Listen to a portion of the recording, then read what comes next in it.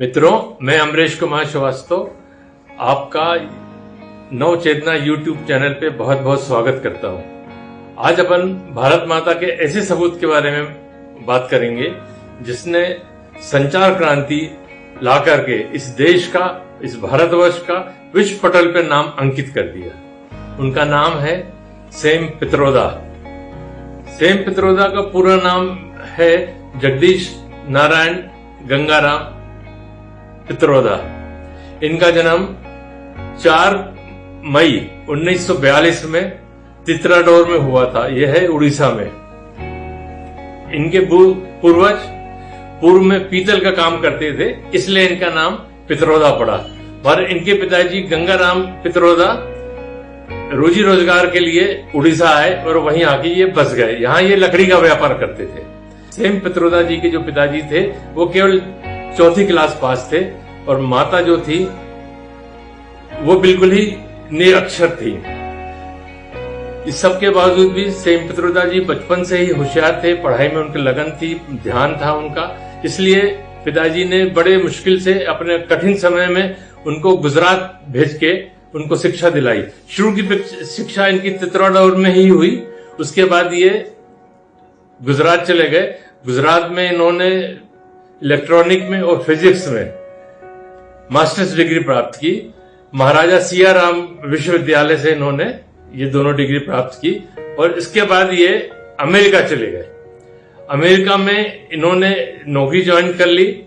America में एक company थी जो टीवी के ट्यूनर बनाती थी। इस कंपनी में उन्होंने शुरू में नौकरी ज्वाइन कर ली और यहाँ उनका नाम सत्यनारायण गंगाराम पित्रोदा था। मगर एक बार गलती से इनके चेक पे सैम पित्रोदा लिख गया। जब उन्होंने अकाउंट सेक्शन में बात की तो पता लगा कि साहब आपका नाम बहुत बड़ा है, चेक पे नहीं आता, इसलिए हमने सैम लिख दिया। उस दिन से ये सैम पित्रोदा ही हो गए और ये अपना नाम को ये सैम पित्रोदा के नाम पे ही लिखने लगे। 1966 से 1974 तक ये शिकागो आ गए। शिकागो में इन्होंने इलेक्ट्रॉनिक कंपनी में काम किया और 1974 के बाद इन्होंने अपनी कंपनी खोल ली जो कि डिजिटल स्विचेस बनाती थी। और 1974 से 1980 तक इन्होंने वो कंपनी को सुचारू रूप से चलाया और उससे अच्छा पैसा कमाया। और 1980 में इनकी भावना ये लगी कि इनको भारत में वापस आना चाहिए, भारत माता की सेवा करना चाहिए। तो ये 1980 में वो कंपनी बेच करके भारत में आ गए और यहाँ आके उस वक्त इंदिरा जी प्राइम मिनिस्टर थी। इंदिरा जी से इनकी मुलाकात हुई। इनकी इंदिरा जी से मुलाकात भी श्री अर्जुन सिंह जी ने कराई थी जो मध्य प्रदेश के मुख्यमंत्री थे। और इनकी बातों से इन्होंने एक प्रेजेंटेशन दिया और उस प्रेजेंटेशन में देश के बहुत सारे लोग, नामी जामी लोग मौजूद थे और उन्होंने इनको बहुत ज्यादा अप्रिशिएट किया। और इंदिरा जी ने यह तय किया कि इनको एक हिंदुस्तान में एक काम दिया जाए और इंदिरा जी के ही मार्गदर्शन में उन्होंने C.DOT की स्थापना की। C.DOT की स्थापना की। उसके बाद सबसे बड़े देखिए देश में सोच कैसी होती है। उनका कहना यह था कि जो टेक्नोलॉजी होती है, कोई भी जब नई टेक्नोलॉजी संसार में आती है तो सबसे पहले उसको पकड़ के उसको विकसित करना चाहिए और उसमें अगर अपन लेट होते हैं तो लेट होते चले जाते हैं।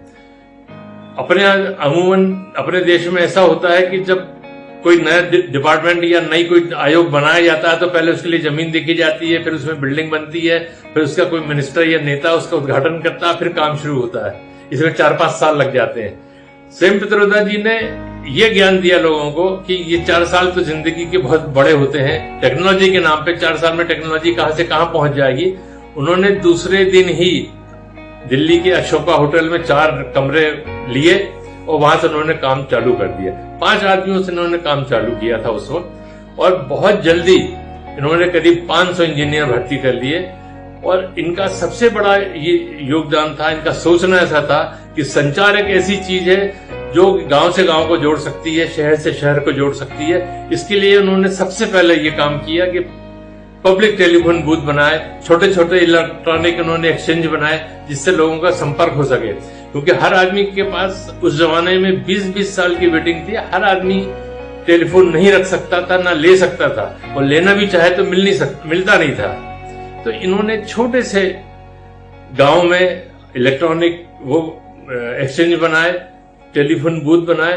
उससे ये हुआ कि रोजी रोजगार भी मिला लोगों को और लोग टेलीफोन के करीब हो गए।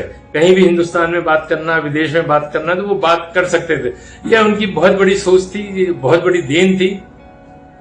उसके बाद आप ताज्जुब करोगे कि जब सॉफ्टवेयर जब विश्व में डेवलप हो रहा था, तो सबसे पहले, आज भी आप सुन के ताज्जुब करोगे कि आज इंडिया में सॉफ्टवेयर का स्थान सबसे ऊंचा है, नंबर 1 पे आज हिंदुस्तान पे है। और कई प्राइवेट कंपनियां हैं, जैसे गूगल है, इसके जो सीईओ हैं वो सब भारतीय हैं। और संसार की कोई बड़ी कंपनी ऐसी नहीं है जिसमें भारतीय इंजीनियर, भारतीय नौजवान, भारतीय अपने युवक काम ना कर रहे हो।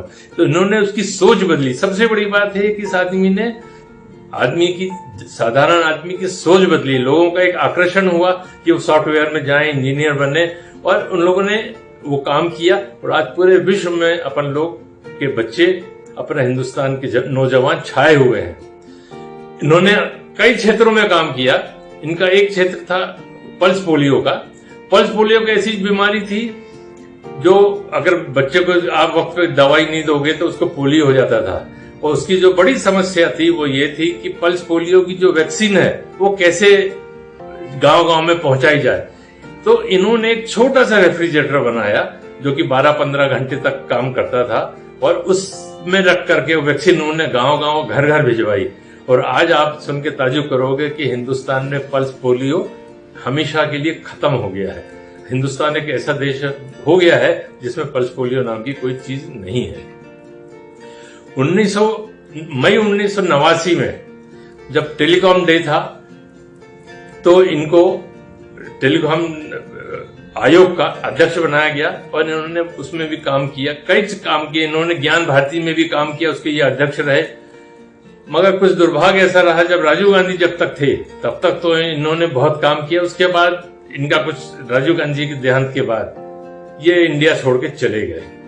और 2004 में जब फिर से मनमोहन सिंह जी आए तो उन्होंने इनको वापस बुलाया और इन्होंने उसके बाद इंडिया में काम किया। 2009 में इनको पद्म भूषण से नवाजा गया। उसके बाद 2014 तक इन्होंने काम किया और उसके बाद 2014 में जो उनको मान सम्मान मिलना था, जो उनकी ख्याति थी, जो जिस पोजीशन पे वो थे, वो उनको नहीं मिला। तो आज वो फिर अपने भारत से चले गए। वो अमेरिकन सिटीजन थे। उन्होंने उनके लिए भारत माता के लिए, भारत माता की सेवा के लिए उनका मन में वो था, जज्बा था, भारतीयों के लिए इनके में जज्बा था, इसलिए वो वापस आए थे। और ये देश का दुर्भाग्य है कि इतना होशियार, इतना बड़ा आदमी जिसने एक देश की क्रांति लाके दी, वो फिर आज भारत छोड़ के चला गया। धन्यवाद मित्रों। अगर मेरा ये YouTube चैनल आपको पसंद आया हो तो कृपया सब्सक्राइब करें, कमेंट्स लिखें। अगर मेरी कोई गलती आपको समझ में आती है तो अवश्य लिखें ताकि मेरा हौसला अफजाई हो सके। धन्यवाद।